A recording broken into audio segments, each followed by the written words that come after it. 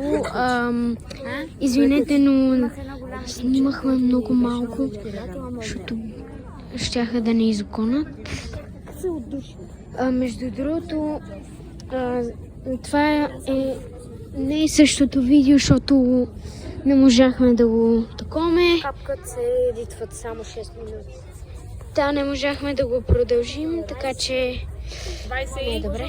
След 21. Не знам. Да си кажа Казвай номер. Не си знам номера. 22. 23.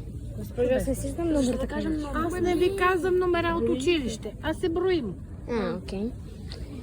И така, това е тежък ден. Щяхме да си вземем гердан, но казахме по-скоро госпожата ни каза на връщане. Не, майната. И тя каза, буквално ние тъкмо си взимаме и тя каза, затворено е пред нас, затвори. Гати тъпото, отваряй телефончето. Там има много хубава градина. Къде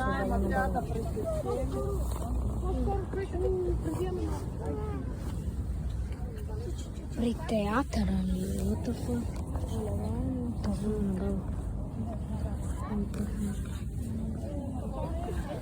Баба Галя, клякам.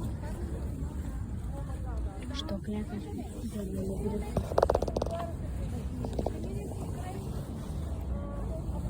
Сега си купиш сувенирчета. Къде си, бе? Ще видите какви красиви картини. Аз съм пред... Извинявай, че не говоря малко. Има страшно много сувенири. Да. Страшно Това не много. са за деца. Няма да купувате. Това е за чученца. Да, ходихме. С много високи цени и няма да купувате. Това, което ще си купите е само от Розовия музей. Чухте ли ме? Да. А ние сега отиваме на природа. Към парламент. Чао. Казах 12 часа сме. 12 часа. 11 и половина. И след половин час.